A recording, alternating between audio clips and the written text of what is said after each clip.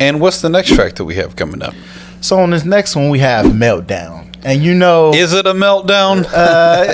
Kind of, sort of. I mean, it definitely, Drake is coming on here. Drake and Travis always have pretty good chemistry together. Yeah. And he's angry. Like, he's frustrated about tea time. I don't know if he's talking about tea and crumpets or if maybe he's talking about golf. I think he's talking about golf. And he just comes in with some vitriol. Like, he starts off just basically talking shit about everybody, making comments about he melt down the OG's chains because he doesn't care about their heritage. Mm-hmm. He's talking about basically stuff like, you lucky I'll let you make it. I don't have no issues coming and airing out the studio, so on and so forth.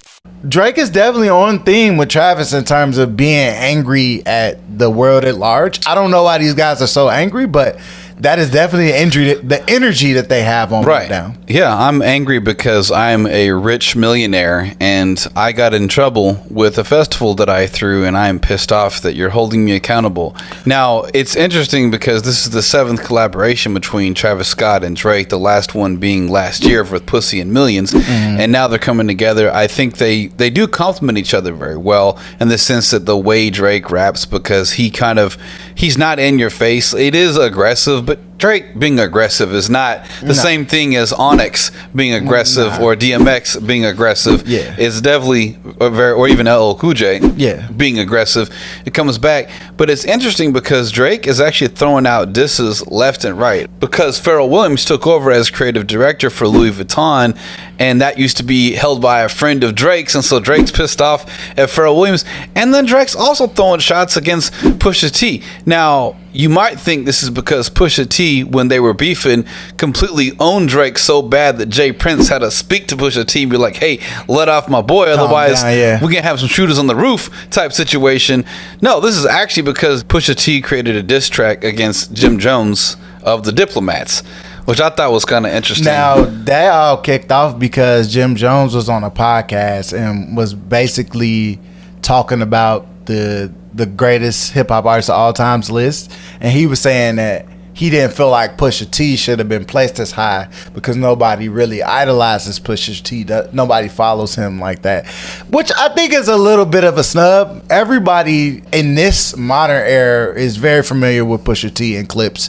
I think maybe, around when I was coming up with rap and Diplomats was really big, I can see what Jim Jones is talking about. But I wouldn't doubt Pusha T's influence on the game at this point, right? Like, he's been able to, navigate through a pretty hectic career, and then being able to be the label boss for Kanye, like, that was, I mean, he got some chops. Like, you can hate on Pusha T all you want, but Drake is definitely still mad. What is Drake not angry about something? Yeah, but I think, he hasn't let the whole Pusha T thing go. I wouldn't either, right? Like, calls you out about your kid, had you in blackface, like that's some, that was deeper than the Meek Mill beef that he had, because the Meek Mill beef was over the ghostwriting thing, but I think Meek Mill finally got over that. They made up, right? Yeah. I think Pusha T was really insulting his character, and when you do that, right, it's hard to let go. Yeah, some of the bars that I like from this track: keep that shit open like a 7-Eleven. I thought that was pretty cool. Travis Scott says a couple things that caught my attention. He was basically referring to himself as Scarface in real life, which I'm like,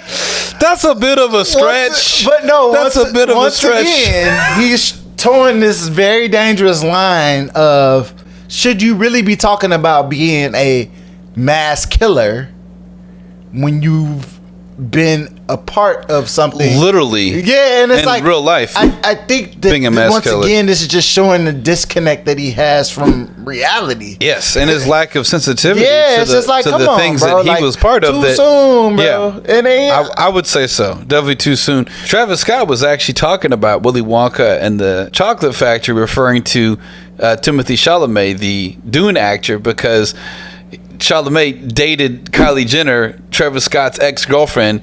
And I was like, wow, this song has all these disses in it. Like, who are they not dissing in this track? It is a meltdown. They're definitely it's aptly titled. Upset. Yeah. And I think that as far as this track is concerned, maybe some actual real gripes. I don't, like, once again, I don't like the whole theme of the project being the fact that he's angry. Maybe if he had a couple tracks like that. But it seems like every song he's trying to vent. And it's like, I don't feel He's sorry. mad that he's inconvenienced. Yeah, I just don't feel sorry for him. That's it. From the jump.